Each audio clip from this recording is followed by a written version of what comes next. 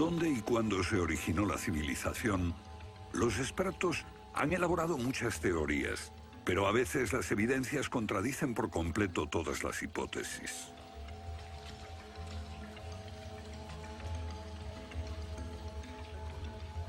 Bajo el suelo congelado de Siberia se han encontrado especies animales extinguidas por un repentino cataclismo global, como el mamut gigante.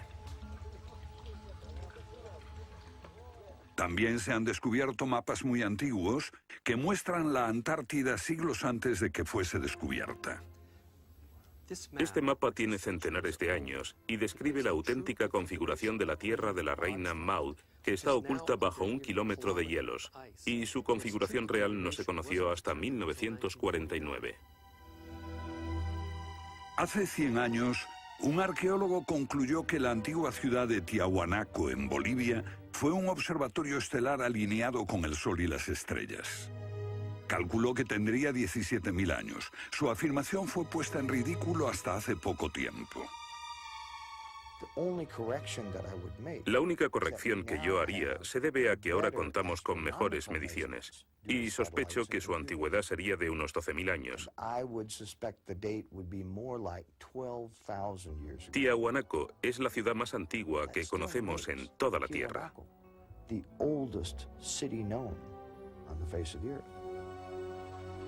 Los geólogos han descubierto que la gran esfinge de Gizeh en Egipto ha resistido siglos de lluvias incesantes, pero estas lluvias solo pueden haber tenido lugar miles de años antes de los faraones. ¿Fue construida la esfinge antes de los comienzos de la civilización? Lo que se pone en cuestión es la historia completa de la civilización. Puede que no haya ido en línea recta desde los estúpidos cavernícolas hasta los hombres tan listos de hoy con sus bombas atómicas. A veces, las pruebas que se hallan rompen todas las reglas. En este documental entrevistaremos a personas que están juzgando meticulosamente esas evidencias y elaboran nuevas teorías que pueden cambiar nuestra idea de la civilización humana. Esta enorme cara fue tallada por los antiguos olmecas de México. Se cree que tiene al menos 2.000 años y es inequívocamente africana. Sin embargo, se supone que los negros no llegaron a América hasta después de Colón. En su libro De la Atlántida a la Esfinge, el escritor Colin Wilson recoge indicios de lo que él y otros creen que son los rastros de una avanzada cultura anterior al comienzo de la historia.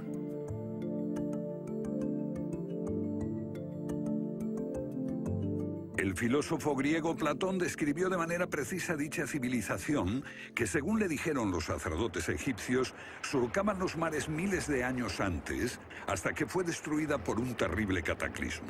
Platón la llamó Atlántida.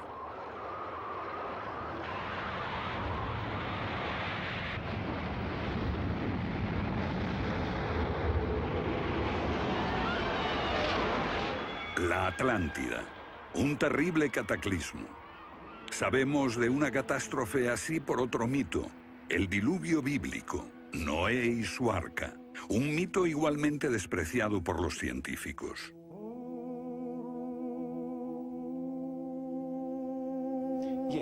Cuando rechazan el diluvio bíblico y a Noé y el arca como una fábula, los científicos están ignorando el hecho de que hay cientos de mitos de diluvios en todas las culturas, aparte de las narraciones de Mesopotamia y de los hebreos, que dicen lo mismo sobre un desastre planetario que virtualmente borró al género humano antes del comienzo de la historia conocida.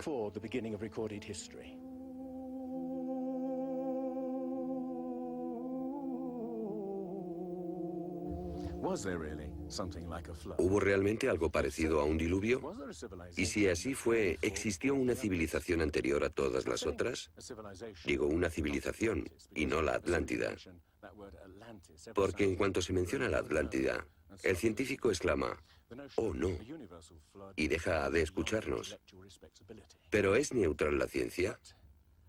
¿Lo es realmente cuando afirma, limítese a los hechos como punto de partida? La ciencia ha tendido a centrarse más en teorías que en hechos. Una teoría surge para explicar unos hechos, pero otros se dejan de lado. Nuevas evidencias pueden cuestionar la teoría, pero con frecuencia también son ignoradas. Llamamos a estos hechos anomalías. Son evidencias que no encajan en la teoría. En su polémico libro Arqueología Prohibida, los científicos Thompson y Cremo muestran lo que ocurre cuando una evidencia contradice las teorías científicas. En los últimos 150 años, los arqueólogos y antropólogos han enterrado tantas evidencias como las que han desenterrado, literalmente. Básicamente estamos ante lo que llamamos un filtro del conocimiento. Este es un rasgo fundamental de la ciencia y de la naturaleza humana. La gente tiende a filtrar cosas que no convienen. Cuando los científicos ven que algo no se ajusta al paradigma aceptado, tienden a eliminarlo. No se enseña, no se discute, y la gente ni siquiera se entera de ello.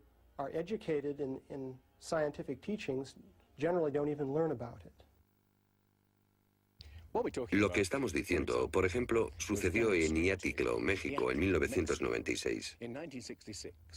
Cuando la arqueóloga Janestine McIntyre amenazó con echar abajo la teoría convencional de que el ser humano es relativamente nuevo en la Tierra, que llegó a Siberia hace unos 30.000 años y en América hace unos 20.000 años. En México, la arqueóloga Stine McIntyre descubrió herramientas de piedra y huesos humanos y los sometió a una batería de pruebas científicas. En 1966 pensamos que era un yacimiento antiguo y creímos que tendría unos 20.000 años. En aquella época se pensó que era demasiado tiempo. Cuando lo datamos mediante una batería de métodos, supimos que tenía 250.000 años. Sinceramente, yo me hubiera sentido feliz con los 250.000 años. Fui ingenuo y pensé, bien, voy a dejar de pensar en las fechas. Tenemos la información. Hemos conseguido los hechos. Tomemos estos hechos y partamos de ahí. No me di cuenta de que arruinaría mi carrera por completo. Todas sus oportunidades profesionales se frustraron. El yacimiento fue cerrado. Los permisos para investigar denegados sistemáticamente. No obstante, más de 30 años después, unos arqueólogos descubrieron en Siberia vestigios de seres humanos de 300.000 años de antigüedad. Una fecha que de repente hizo que la datación de Jan McIntyre no pareciese tan improbable después de todo. No es necesariamente una conspiración deliberada. No decimos que se trate de personas reunidas en una habitación y diciendo, vamos a engañar a la gente. Es algo que ocurre automáticamente en la comunidad científica. Cuando una evidencia difiere de la teoría predominante, no se habla de ella, no se da información. Y eso significa que la ciencia deja de progresar de la forma en que uno desearía.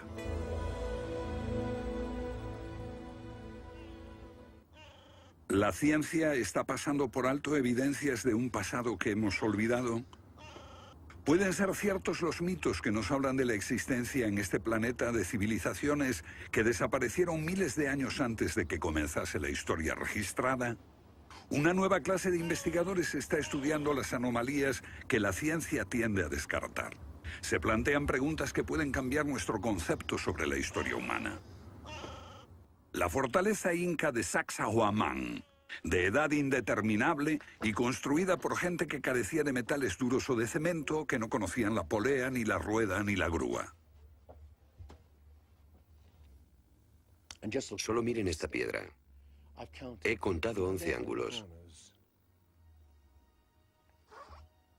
Debe pesar más que 200 coches juntos y revela la increíble habilidad de la gente que la hizo. Y también algo más. Una capacidad asombrosa para manipular objetos de este tamaño. ¿Cómo diablos las levantaban? Bolivia. Las misteriosas ruinas de Tiahuanaco. La misma habilidad manual, una capacidad de construcción que resulta inexplicable. Las piedras están perfectamente ensambladas. Intentemos insertar una aguja en cualquier punto de las junturas. La aguja no entra.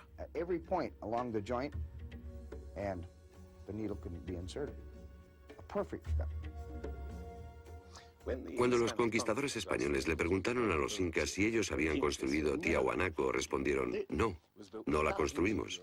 Se hizo miles de años antes de que viviéramos nosotros. La evidencia muestra que fue erigida por una civilización avanzada. Un descubrimiento casual nos lo revela. Los bloques de construcción de Tiahuanaco no están pegados con cemento. El que separa estas piedras descubre el inesperado brillo metálico que las mantiene unidas.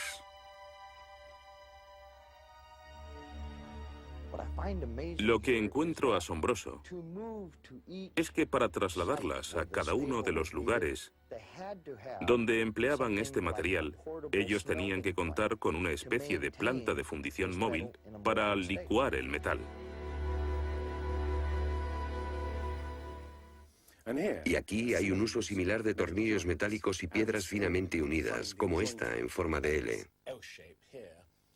Pero estamos en otro continente.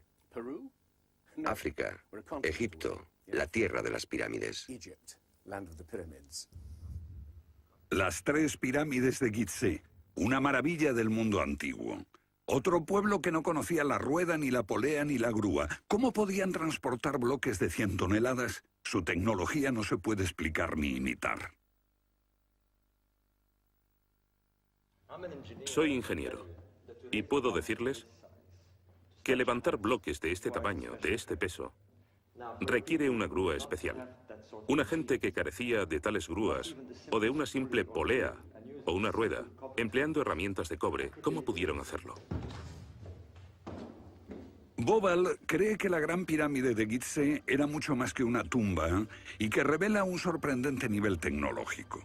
En su libro Guardián del Génesis, Robert Bobal y Graham Hancock enumeran muchas hazañas inexplicables. Chris Dunn, experto en perforaciones. Bueno, permítanme una pregunta. ¿Cómo cree que lo hicieron? El sarcófago de la Cámara del Rey. ¿Cómo lograron unos constructores primitivos que la superficie interior encajase con la superficie de la piedra del sarcófago al milímetro? Esta habilidad requiere profundos conocimientos de física. Es un misterio como la perforación misma. Primitivamente, la típica manera de hacerlo sería con una sierra de arco, un berbiquí. Introducirían la herramienta en la pieza usando arena o un diamante, pero pienso que eso supondría mucho tiempo, muchos años para hacerlo.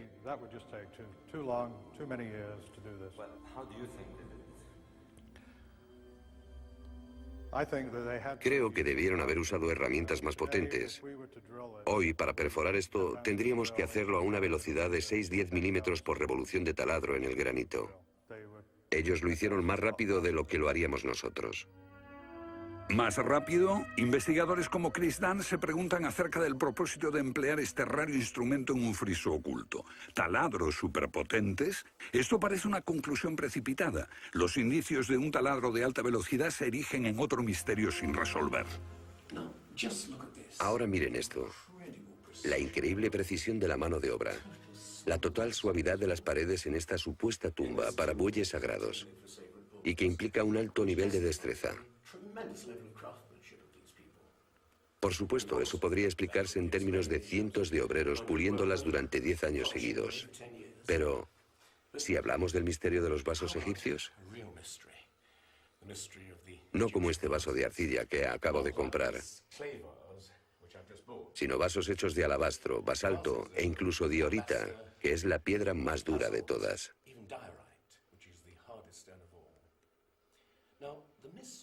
Es bastante fácil ver cómo se podría ahuecar taladrando directamente hacia adentro. Pero, ¿qué pasa con los ángulos? La tecnología moderna es incapaz de hacerlo. Sin embargo, los antiguos egipcios moldeaban miles de piezas. Algunas de ellas 2000 años antes de la civilización que se supone surgió aquí. ¿Cómo? Otro misterio sin explicar. Inexplicable. ¿Cómo pudieron los constructores alinear sus gigantescas pirámides con los puntos cardinales tan impecablemente? En perfecta dirección este-oeste y norte-sur, con una exactitud no igualada por los modernos constructores. La Gran Pirámide parece ser un modelo matemático del hemisferio norte e incorpora el trascendental valor de pi, las veces que cabe el diámetro de un círculo en su circunferencia.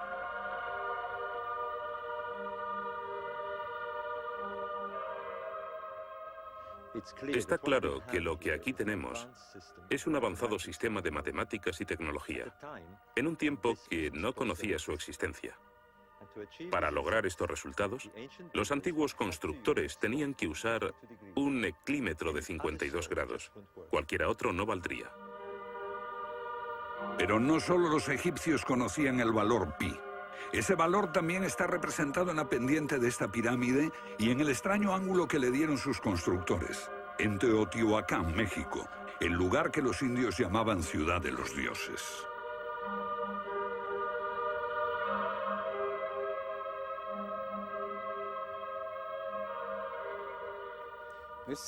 En su época, esta ciudad fue más grande que la Roma imperial.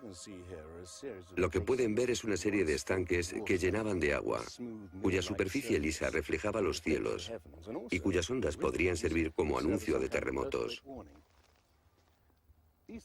Estos templos, en el lado opuesto, se cree que representan cuerpos celestiales. Una cosa está clara: todo el lugar parece tener una especie de obsesión con la astronomía y la eternidad. En los equinoccios, el 21 de marzo y el 21 de septiembre, estas pirámides proyectan sombras gigantes, lo que las convierte en un perfecto reloj para la medición del tiempo. Como si proviniesen de una fuente común, las antiguas civilizaciones de todo el mundo exhiben un sofisticado conocimiento de los cielos que todavía nadie ha explicado. Fascinación por el sol, las estrellas. El lento e inexorable movimiento de la Tierra determina que las constelaciones parezcan viajar por los cielos nocturnos y por las épocas.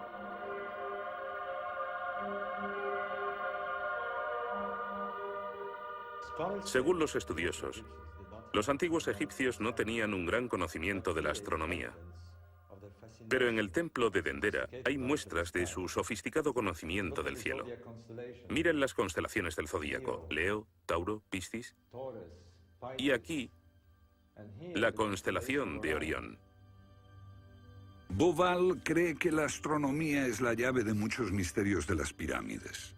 Los antiguos egipcios veían en la constelación de Orión a su dios Osiris, señor de los muertos y la vida ultraterrena. Bauval halló el reflejo de ese dios en las pirámides de Gizeh.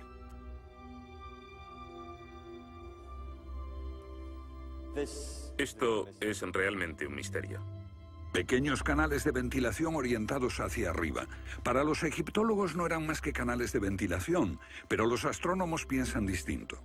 Para el antiguo Egipto esto fue Rostau, la entrada al reino subterráneo, el reino del dios Osiris u Orión. Para los antiguos egipcios, Orión era Osiris, el gran dios de la resurrección. Esto es una reconstrucción del cielo en el año 2500 a.C., y fue sorprendente descubrirlo. Los canales apuntan a Orión y a la estrella Sirio, que era Isis, la esposa de Osiris. En textos antiguos, Bauval descubrió que deben de haberles servido una ceremonia secreta para la resurrección de los faraones muertos, que renacían como estrellas en la constelación de Orión. Uno de esos textos dice: «Oh rey, permite que atraviese el serpenteante canal, la Vía Láctea, hasta el punto donde está Orión». Bauval cree que Osiris tenía tal importancia que los constructores emplazaron las 3 pirámides de Gizeh para que fueran un reflejo terrestre de las 3 estrellas del cinturón de Orión. Esa correlación fue solo el comienzo. Bauval descubrió que los antiguos habían dado nombre de estrellas a otras 2 pirámides próximas. Esto le hizo entrever un plan más amplio y quedó perplejo. La constelación de Orión, el dios Osiris, estaba en el cielo y en la tierra.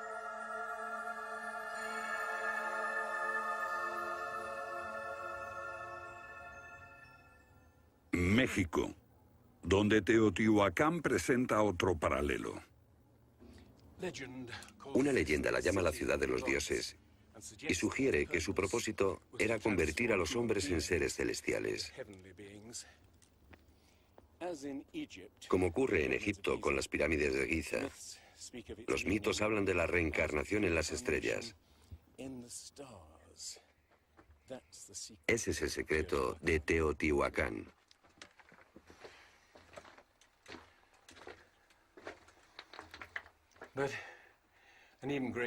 Pero esta pirámide presenta otro enigma mayor. Cuando se excavó por primera vez en 1906, se halló una enorme capa de mica. Ahora sabemos que la mica se usa como aislamiento eléctrico. No tenemos idea de para qué la utilizaban ellos. Lo que resulta aún más extraño es que la mica procede de Brasil. Imaginemos el problema de trasladar toda esta mica a más de 2.000 kilómetros de distancia. ¿Cómo? ¿Con qué finalidad? No tenemos ni idea. Tiahuanaco, Bolivia. Otra cultura perdida revela la misma fascinación por el sol y las estrellas. Hace 100 años, el arqueólogo boliviano Poznański observó que en el primer día de primavera el sol salía exactamente por el centro del templo. Fue el inicio de un gran descubrimiento. Poznański descubrió que este templo era un observatorio, un gran reloj para medir la progresión del sol. Y podemos utilizar ese alineamiento astronómico para datar el lugar. Durante el año el sol sale cada día por un punto diferente del horizonte. El primer día de primavera un observador vería salir el sol exactamente en el centro. Estudiando el esquema de Poznański, dedujimos que en los primeros días de invierno o de verano el sol saldría por encima de las piedras angulares. Pero no fue así. Los arqueólogos actuales dicen que los constructores cometieron un error de cálculo. Después de observar la perfección con la que se construyó este sitio, con piedras de 100 toneladas, sugerir que los marcadores del solsticio están mal alineados me parece increíble. Neil Stide hizo una completa verificación de los cálculos de Poznański.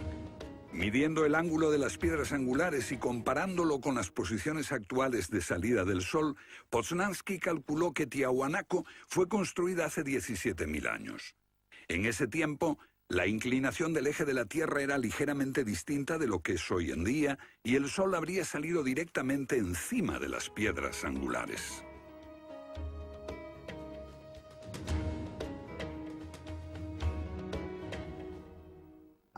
Yo sospecho que la fecha sería más bien de 12.000 años. Pero eso haría que todos nos cuestionásemos completamente los orígenes de la civilización. Una civilización perdida en el tiempo dejó sus huellas en varios lugares del mundo. Los sacerdotes egipcios dijeron al filósofo griego Platón que una civilización así habría existido hace 12.000 años. Pero según la ciencia, el ser humano abandonó la prehistoria hace solo 5.000 años. En Egipto, el investigador John West descubrió que la esfinge de Gizeh no resultó alterada por el clima de la misma forma que las construcciones del entorno, erosionadas por la arena y los vientos del desierto. En vez de un desgaste horizontal, la esfinge tiene marcas de erosión redondeadas y onduladas. No se necesita ser geólogo para mirar y ver lo que se debe al tipo de clima. Solo el agua cayendo copiosamente sobre las paredes del recinto pudo producir esos contornos redondeados.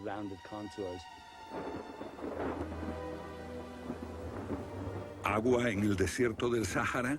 Ciertamente no en tiempos de los faraones. Para eso hay que trasladarse a finales de la era glaciar. Unos 10.500 años antes de Cristo, miles de años antes de que existiesen los faraones. ¿Pero por qué entonces la esfinge tiene cabeza de faraón?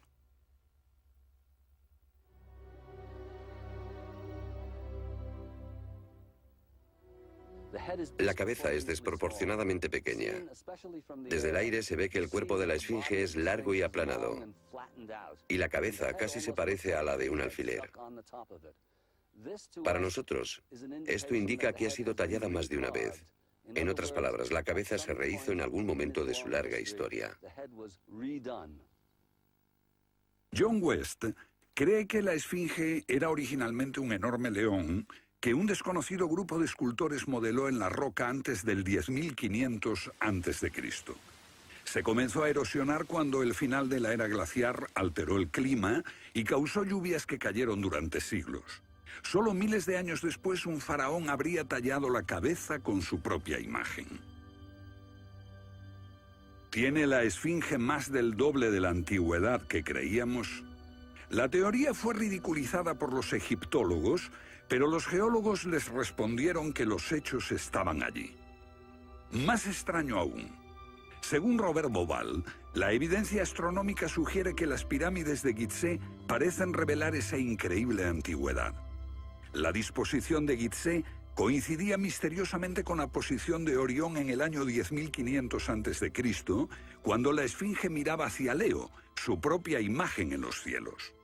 La puesta de Orión en esa fecha distante se correspondía exactamente con las tres pequeñas pirámides, y existen muchos otros hechos difíciles de entender.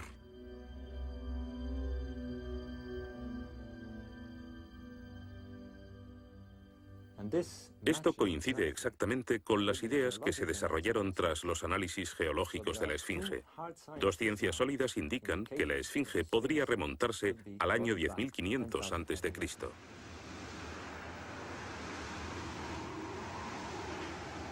Egipto sufrió unos cambios muy dramáticos a finales del período glaciar, especialmente en torno al 10.500 a.C., cuando unas impresionantes inundaciones cubrieron el terreno de aluvión y acabaron con el valle del Nilo y con el delta en general.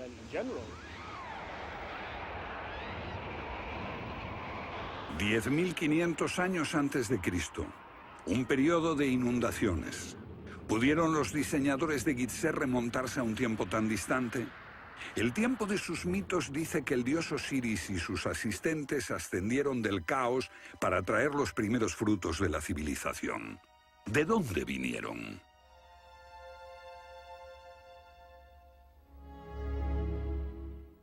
Un dios muy parecido fue el señor de la antigua Tiahuanaco en Bolivia. Aquí, en esta misteriosa ciudad de Tiahuanaco, era el dios que ellos adoraban. Alto, con barba, descrito como blanco, Viracocha llegó en tiempos de caos y destrucción, atravesando los mares para llevar a la raza humana una especie de renovación. El dios blanco Viracocha. En México conocido como Quetzalcóatl, que llegó con otros para traer los primeros frutos del conocimiento. Su símbolo está por todo Teotihuacán. La serpiente emplumada, símbolo del enigmático dios Quetzalcóatl que llegó desde el este después de tremendos cataclismos para traer la civilización a esta parte del mundo. ¿Pudieron dioses como Osiris, Viracocha y Quetzalcóatl haber sido personas reales que llegaron de muy lejos? ¿Eran supervivientes de un cataclismo que destruyó sus hogares y su civilización? Ahora la pregunta que nos hacemos es esta. ¿Existió una remota civilización, hasta ahora sin identificar, que llegó a Egipto, México y Sudamérica? ¿Y que dejó su impronta en un cuerpo de conocimientos, por difícil que sea de discernir? Tomados por separado, acepto que los datos aislados revelan poco, pero consideremos juntos todos esos elementos comunes. Ambos lugares tienen enormes pirámides, alineadas exactamente con los puntos cardinales, e incorporan avanzados conocimientos matemáticos. Ambas culturas demostraban un asombroso conocimiento de astronomía, expresado en los grandes monumentos sagrados que erigieron. Aunque no conocían ni la polea ni la rueda, ambas pudieron hacer construcciones con enormes piedras finalmente ensambladas en un estilo único, con ángulos en forma de L y tornillos de metal. Y ambas utilizaron el proceso de la momificación para preservar y honrar a sus muertos. Aquí se halló una nueva y asombrosa pista cuando la doctora Balabanova, de la Universidad Alemana de Ulm, descubrió que muchas momias de Egipto contenían cocaína y nicotina, naturales de Sudamérica. Tengo una cantidad de cartas insultantes. Dicen que todo esto no tenía sentido, que yo fantaseaba, que era imposible porque estaba comprobado que antes de Colón esas plantas no existían en ninguna parte del mundo, excepto en América. Pero su investigación se repitió con cientos de momias y no quedó lugar a dudas. En un pasado remoto, unos navegantes atravesaron el mar e influyeron en las culturas a ambos lados del Atlántico. La idea está sugerida incluso por lo que no está allí. México, la antigua cultura de los mayas. Los sacerdotes mayas tenían tablas para predecir los eclipses de sol y de luna. Pero hay algo muy extraño. No conocieron nunca el simple principio de la rueda. Podían visualizar la eternidad pensando en millones de años, pero jamás aprendieron a pesar un saco de grano. Esta compleja civilización murió finalmente porque no supo desarrollar métodos de agricultura para alimentarse. Lo que estoy sugiriendo es... ¿puede que ellos heredaran una parte específica de su conocimiento de una civilización anterior, mucho más sabia? Un contacto. A veces la evidencia está ahí para que la veamos todos. Los antiguos olmecas en México pusieron a sus soberanos caras africanas. ¿Qué les parece esta? Tallada por esos mismos olmecas. Es genéticamente imposible que un indio tenga barba, pero aquí está la cara de un blanco caucasiano, esculpida 2000 años antes de que los españoles llegaran al Nuevo Mundo.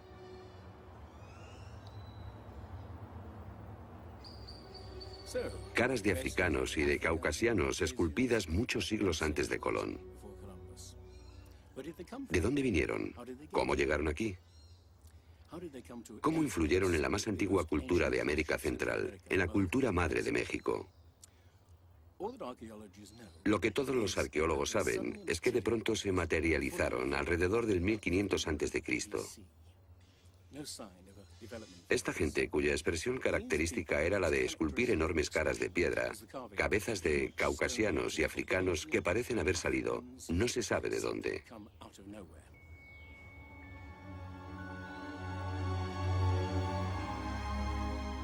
Oaxaca, la antigua ciudadela del Monte Albán. Aquí, en el sur de México, está el último testimonio de esos misteriosos hombres. Porque estas figuras esculpidas en piedra parecen corresponder a muertos en combate, desnudas, desamparadas, la mayoría castradas. Este puede reflejar el momento en que estos hombres desaparecieron de la historia.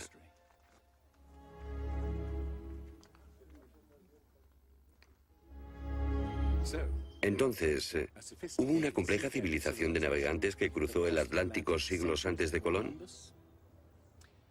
Pero tenemos otra evidencia. Estos son viejos mapas que sugieren que los antiguos marinos tenían un conocimiento de la Tierra que nunca se ha explicado.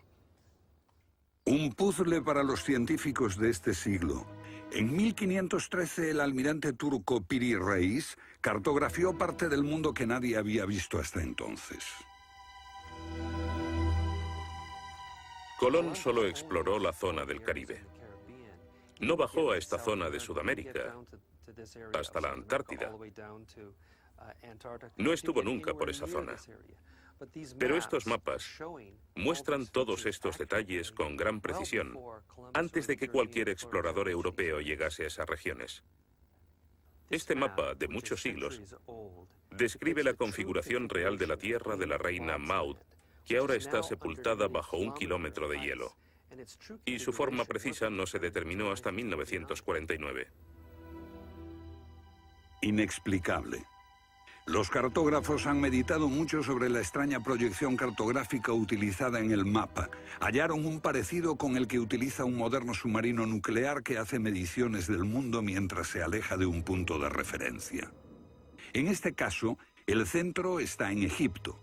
¿Es ese el hogar de los antiguos cartógrafos? El mapa muestra exactamente esta parte del mundo, pero hay más. Para mí, el aspecto más significativo del mapa de Piri Reis es que describe exactamente la longitud. Algo que los europeos no fueron capaces de hacer hasta el siglo XVIII. La longitud. Esa historia comenzó en estas playas en 1707, cuando la flota inglesa navegaba por el Mediterráneo hacia Inglaterra. En aquellos días era bastante fácil determinar a qué distancia estaba el norte o el sur, midiendo el ángulo que el Sol y las estrellas formaban con la superficie de la Tierra. Pero no había técnicas para determinar lo lejos que estaba el este o el oeste. ¿Longitud? El almirante Sir Clutley Saffold se enfureció cuando un marinero del oeste del país le dijo que estaba alejándose unas 20 millas del este y era probable que la flota naufragase en la costa. Cuando sus oficiales le dijeron que el rumbo era correcto, mandó ahorcar al marinero por insubordinación. En sus últimos momentos debió haber deseado no haberlo hecho. Los barcos se habían hundido antes por millares. Pero entonces la pérdida de una flota entera promovió la búsqueda de un reloj preciso para calcular la longitud. Tuvieron que pasar 2 generaciones antes de que finalmente se consiguiese. No obstante, el mapa de Piri Reis ya mostraba un conocimiento de la longitud al menos 250 años antes.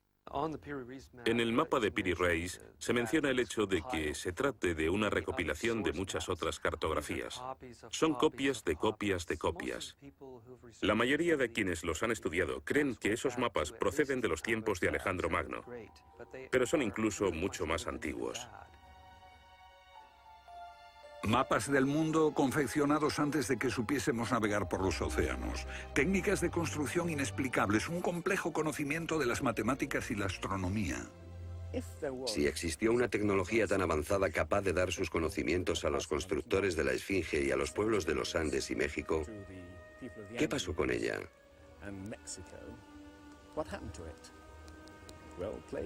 Platón dice que existió esa civilización avanzada tecnológicamente y capaz de surcar los océanos del mundo, la Atlántida, situada en una enorme isla-continente. Rechazando una civilización perdida, la ciencia niega también la idea de una catástrofe global que la destruyó. Pero Platón y la Biblia no son las únicas evidencias. El Popol Vuh, libro sagrado de los mayas, habla de enormes marejadas e inundaciones que azotaron el mundo durante meses. Una lluvia fría y negra indescriptible y granizo. Los antiguos hablaban de tiempos de caos, de inundaciones y oscuridad de los cuales emergieron los dioses para dar forma a la tierra de Egipto.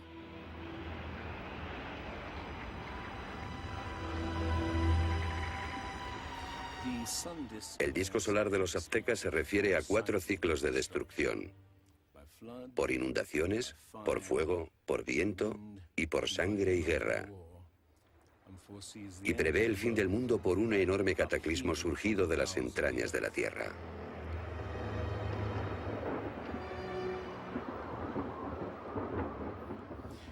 Otros mitos de la América antigua hablan de inundaciones apocalípticas y torrentes de fuego, de erupciones volcánicas y terremotos.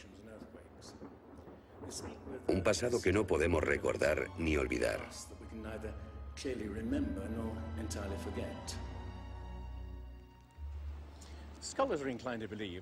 Los especialistas tienden a creer que el diluvio es una fantasía de los viejos poetas. Pero supongamos que los expertos se equivocan.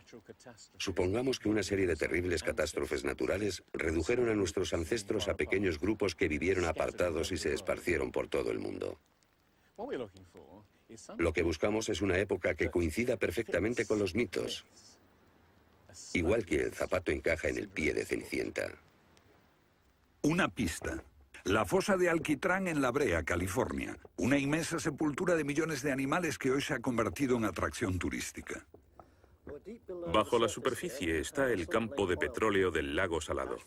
El asfalto brota por las grietas y fisuras como un papel cazamoscas y atrapa a los animales. Y encontramos aquí una increíble colección de especies atrapadas en los últimos 40.000 años.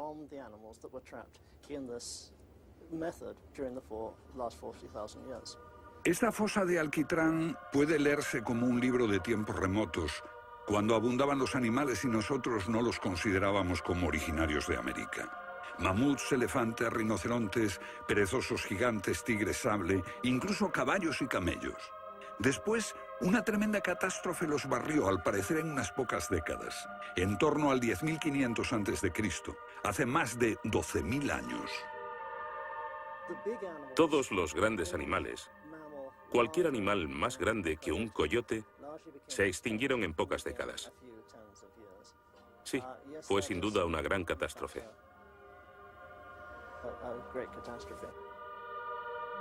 Un registro de la catástrofe.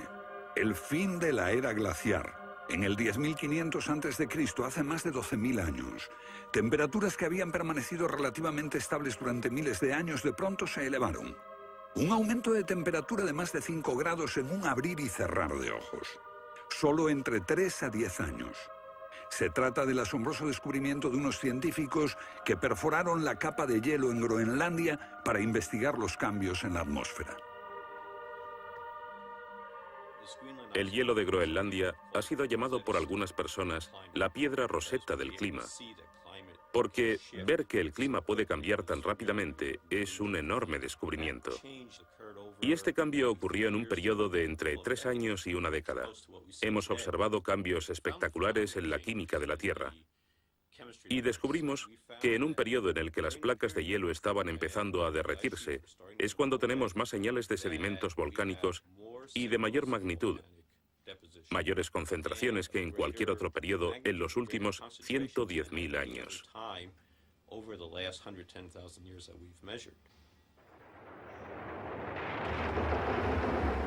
Un surgimiento de volcanes nunca visto, acompañado por desórdenes atmosféricos y gigantescas inundaciones. Porque mientras las placas de hielo de más de 1 kilómetro de espesor se derretían en pocos años, el nivel de los mares aumentaba dramáticamente. De repente, los mares ocuparon lo que había sido suelo seco. Se podía caminar desde Gran Bretaña a Escandinavia antes de que una revolución climática diese forma al Mar del Norte. Fue un periodo en que las grandes inundaciones cubrieron las llanuras de América del Norte y por eso es que se encuentran esqueletos de ballenas en Michigan. Un tiempo de cataclismos a finales de la era glaciar, que puede coincidir con los mitos. Solo en el Nuevo Mundo se extinguieron alrededor de 70 especies de grandes animales. Mamuts, perezosos gigantes, camellos, caballos. Permítanme ponerlo en perspectiva. En los anteriores 200.000 años se había extinguido menos de 1/3 de esa cantidad. Y este modelo extraordinario de extinción se repitió en Europa y Asia. En las capas subterráneas de hielo de Siberia y Alaska se descubrió una masa enmarañada de huesos de millones de animales que perecieron en un cataclismo. El mamut gigante no murió a manos de los cazadores. Desapareció por una catástrofe natural. A finales del siglo XIX, unos cazadores encontraron por casualidad el cuerpo de un enorme animal congelado. Después de ser desenterrado y transportado, se encontró que en el estómago tenía plantas pertenecientes a un clima templado y aún sin digerir. El animal se había congelado de una forma muy rápida, como no es capaz de hacerlo ningún congelador moderno. Lo cierto es que hace unos 12.000 o 13.000 años un frío inmenso azotó Siberia. El enigma de los mamuts congelados en un instante ha dado pie a extrañas anécdotas. Algunas ciertas y otras no. Lo que es auténtico es un informe del barón Wrangel, un naturalista del siglo XIX que descubrió la isla Byrd al norte de Siberia, donde la arena quedó literalmente mezclada con bancos de huesos y colmillos de mamut y otros animales que habían desaparecido en alguna catástrofe. Esas extinciones masivas, esa imponente actividad volcánica, ese veloz derretimiento del hielo, parecen sugerir que hubo un cambio climático brusco hace 12.000 años. Hay algún factor desconocido que no logramos descubrir.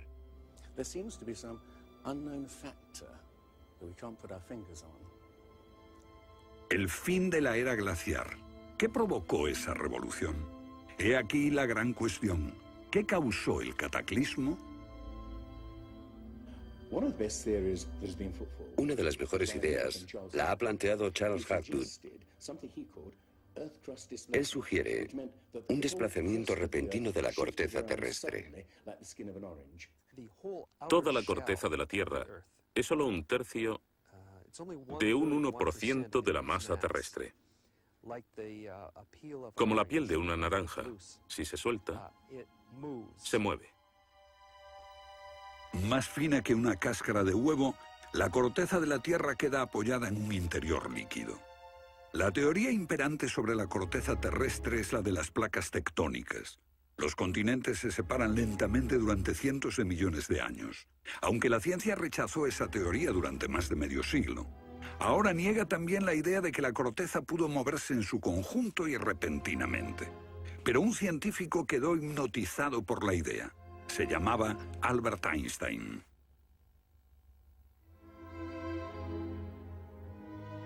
Esto es un resumen de lo que dijo. Cuando me encontré con el trabajo de Hapgood, quedé conmocionado. Se trataba de una idea simple, pero que podría explicar una serie enorme de problemas. Hapgood tenía esa teoría. La cuestión era cuál fue el mecanismo que puso en movimiento el gigantesco conjunto. Y fue Einstein quien planteó una sugerencia. La enorme cantidad de hielo que rodea a los polos puede tener 3 kilómetros de espesor. Esos incontables miles de millones de toneladas de hielo, si se formaran de un modo desproporcionado, harían que toda la Tierra se sacudiese como una rueda, con un enorme peso colocado en su borde. Esta vibración bastaría para hacer que la corteza de la Tierra se moviese súbitamente. Hace 55.000 años el Polo Norte estaba cerca de Europa, pero de pronto se desplazó hacia la bahía de Hudson, en Canadá. Y en torno al año 12.500 a.C. se volvió a mover casi 2.000 millas hasta donde está actualmente. ¿O es mejor decir que las tierras y los mares atravesaron el polo, impulsados por un repentino desplazamiento de la corteza terrestre? De ser así, esta es una de las cosas que habían ocurrido al final de la era glaciar. El desplazamiento impulsó a América fuera de la zona polar. El mar en el norte se congeló con una fina capa de solo unos metros de espesor. La inmensa vieja capa de hielo de Norteamérica, con más de 1,5 kilómetros de grosor, se derritió rápidamente en pocos años. Ahora, lo que es muy interesante de la teoría de Hapgood y Einstein es que también explica bastante bien algunos otros mitos, independientemente del diluvio. Hay mitos sobre tremendos terremotos, catástrofes volcánicas, lluvias negras cayendo del cielo, congelación repentina, congelación del suelo. Y podemos ver que un ejemplo de esto es precisamente lo que pudo pasar si la corteza terrestre se desplazó. Con bastante rapidez, las áreas que antes habían estado congeladas pasarían a ser zonas cálidas, y así se explicarían hechos como el rápido congelamiento de los mamuts en Siberia. Si el desplazamiento de la corteza terrestre causó el diluvio que aniquiló una civilización, ¿dónde estaba esa civilización? Algunos investigadores creen haberla hallado en la isla griega de Santorini, que fue devastada por una terrible erupción, o en la antigua Troya, o en la isla alemana de Heligoland, casi arrastrada hacia el Mar del Norte. Pero no se ha encontrado nada.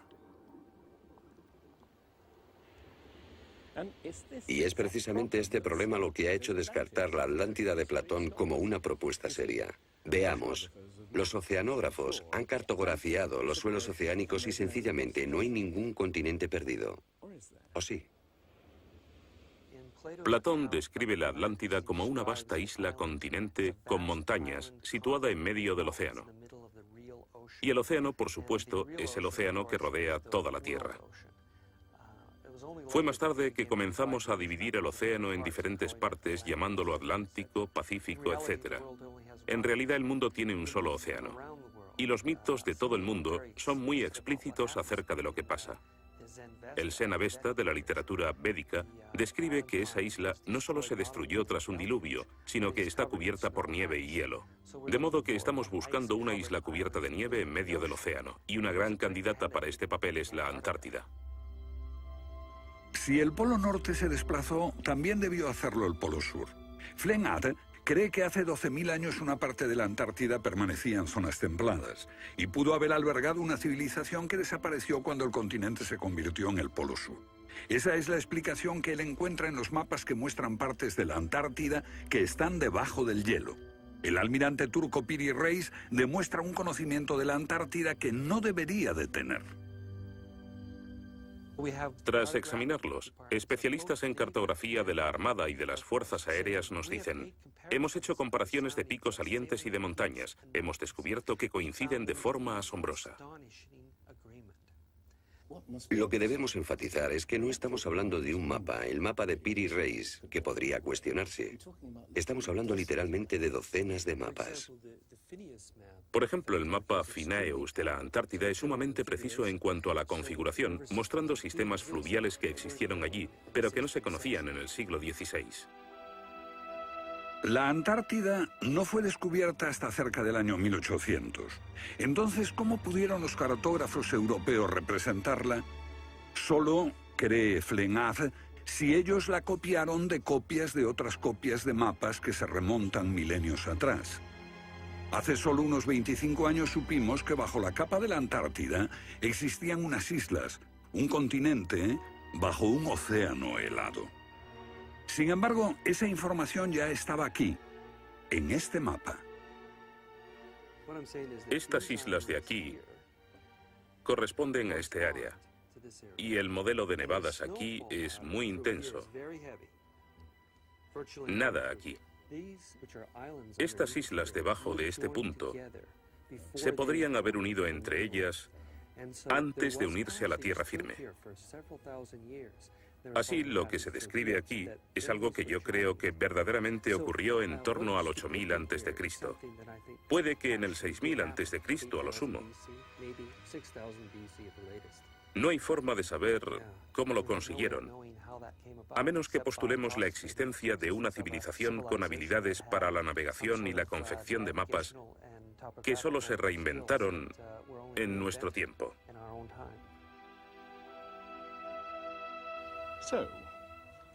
¿Fueron los comienzos de la civilización humana más remotos de lo que suponíamos? Puede que uno sienta que muchos elementos de esta hipótesis suponen conjeturas extravagantes que, vistas por separado, pueden ser todas discutibles. Pero si juntamos esas piezas como las piezas de un puzzle, se empieza a ver que surge un modelo. Una civilización que se desvaneció y fue olvidada mucho antes de que comenzase el registro de la historia.